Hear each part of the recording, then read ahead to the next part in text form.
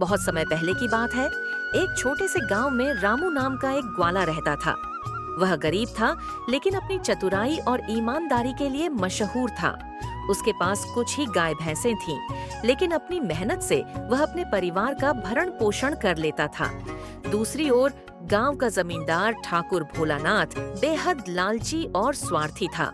वह गरीबों से उनकी जमीन और धन छीनने के लिए तरह तरह के षड्यंत्र रचता रहता था।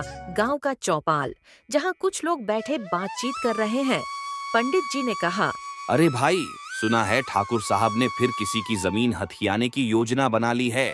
रघु चाचा ने कहा, हाँ पंडित जी, इस बार उन्होंने बुधिया काका की जमीन पर नजर गड़ा रखी है। बेचारा कहाँ जाएगा? बुधिया ने कहा, मेरे दादा परदादा की जमीन है, लेकिन ठाकुर ने कहा कि मेरे पास कागज नहीं है, इसलिए यह जमीन उसकी हुई। अब मैं क्या करूं? रामू ने कहा, ये तो सरासर अन्याय है। हम गांव वाले कब तक अन्याय सहते रहेंगे? हमें कुछ करना होगा। सोहन काका ने कहा, बेटा, हम गरीब लोग ठाकुर से कैसे लड़ सकते हैं? उसके पास पैसा, ताकत और सरकारी बाबू सब हैं। रामू ने कहा, ताकत हमेशा बाहुबल में ही नहीं होती, बुद्धि में भी होती है। अगर हम सभी मिल जाएं, तो इस लालची ठाकुर को धूल चटा सकते हैं। गांव वाले हैरानी से रामू की ओर देखने लगते हैं। बुधिया ने कहा, बेटा, तेरे पास कोई योजना है? रामू ने कहा, हाँ, लेकिन हमें एकता दिखानी होगी। अगर हम सब एक साथ मिलकर ठाकुर को मात देने का सोच लें, तो वह खुद ही हार जाएगा। ठाकुर के महल का आंगन, जहां उसका खास नौकर मुंशी हरिया खड़ा है, ठाकुर ने कहा। हरिया, सुना है गांव वाले कुछ गड़बड़ करने की योजना बना रहे हैं। हरिया ने कहा, जी मालिक, रामू ग्वाले ने सबको भड़काया है। लगता है वे आपके खिलाफ कुछ बड़ा करने वाले हैं। ठाकुर ने गुस्से में कहा। ये रामू बहुत चतुर बनता है, इसे सबक सिखाने का समय आ गया है। ठाकुर अपने गुंडों को बुलाकर गांव में दहशत फैलाने की योजना बनाता है। रामू अपने दोस्तों के साथ ठाकुर के महल के पास पहुंचा। रामू आवाज ऊंची करते हुए कहा, अरे भाई, सुना है कि यहाँ जमीन के नीचे खजाना छिपा है। मोहन ने कहा, हाँ, मैंने भी सुना है। पुराने लोग कहते थे कि ठाकुर के महल के नीचे सोने की खान है। ठाकुर के नौकर यह सुनकर अंदर भागते हैं और उसे बताते हैं। ठाकुर हैरान होकर, क्या खजाना?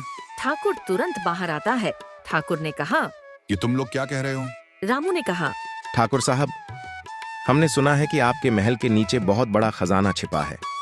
अगर खुदाई करवाई जाए तो आपको करोड़ों का सोना मिल सकता है। ठाकुर के मन में लालच आ जाता है। ठाकुर ने कहा, अगर ये सच है तो मैं खुदाई करवाऊंगा। ठाकुर खुदाई करवाने में व्यस्त हो जाता है और इस बीच गांव वाले अपनी जमीनें बचाने की योजना बनाने लगते हैं। गांव के सभी लोग चौपाल पर इकट्ठा होते हैं। पंडित जी ने कहा, अब जब ठाकुर खुदाई में व्यस्त रहेगा, तो हमें अपनी जमीनें बचाने के लिए कुछ करना होगा। बुधिया ने कहा, लेकिन कैसे? रामू ने कहा, पहले हमें उसकी ताकत को कमजोर करना होगा। रामू और गांव वाले धीरे धीरे ठाकुर के नौकरों को अपनी तरफ कर लेते हैं। वे सभी जानते थे कि नौकर भी उससे परेशान थे। हरिया ने कहा, ठाकुर साहब के अत्याचार से हम भी तंग आ गए हैं। अगर गांव वाले कुछ करने वाले हैं तो हम भी साथ देंगे। ठाकुर के आधे नौकर गांव वालों का साथ देने के लिए तैयार हो जाते हैं। ठाकुर बहुत गहरे तक खुदाई करवा चुका था, लेकिन उसे कुछ नहीं मिला। ठाकुर से गुस्से में कहा, ये क्या मजाक है? खजाना कहाँ है? रामू और गांव वाले हंसते हुए ठाकुर के सामने आते हैं। रामू ने कहा, ठाकुर साहब, असली खजाना तो हमारी एकता है। हम लोग अब आपके झांसे में नहीं आने वाले।